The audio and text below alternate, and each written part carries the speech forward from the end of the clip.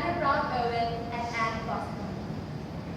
They say huge travel light, but most of our lives we carry it all on the backs.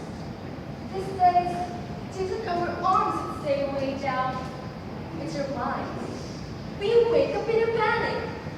It's our thoughts that hyperventilate with fear making space. The lie started in the garden, spoken slyly by the symphonic serpent with the surreal seed. Did God really say? And we've been doubting ever since, allowing an unwelcome guest to make himself at home into our lives, minds, gardens. Keep us bound with slithering fear that we are damaged goods. But there is no time for being soft and weak. That at all times we have to be tough. That will never be perfect. That will never be worth it. That will never be done. And sometimes we feel God calling us, nudging us, trying to show us. But somehow we stay trapped behind walls of unbelief and unforgiveness. Our arms a weary rope, caught in the vicious tension. Tug of war between our fear and our calling, between worry and peace, comfort and inconvenience. Comparing ourselves to each other while battling low self-esteem. And then the lies begin to echo and amplify. Loser, son of abuser, mass producer, who needs you? She's so much better. Just look at her. You actually thought it was a good idea? Fear is our shade, and it's threatening us hard. It's the poison that deadens our hearts. Fear of failing, fear of flailing, fear of the arrows, fear of the way named narrow. Fear of the sheer rock in front of you that pegs you sweat and climb. Climb on up the jaw dead before you with playful status quo, and break right up to the earth and into the life you were born for. In and out of your life, will there be still time and hunger in your veins? Turn around and shake up that thing, because it has been crushed, no pulverized, so let go of the lie.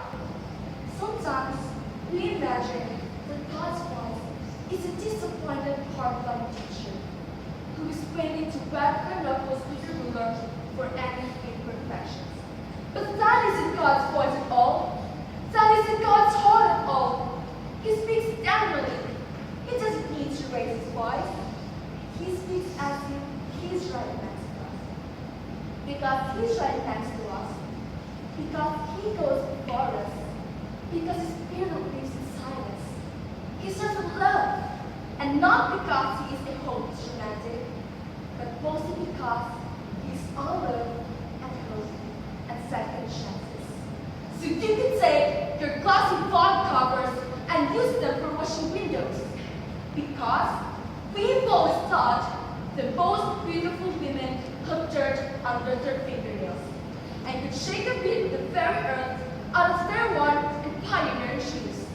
And let's radify comfort zone, because wherever he takes you, you are with him forward. Wherever he calls you, you are always in his comfort zone. So live all your present moments in his presence, to keep company with Christ, to get it on the best. There's a whole Esther generation right here and now, and it is us, who come broken, who are done being defeated by fear and worry and stress.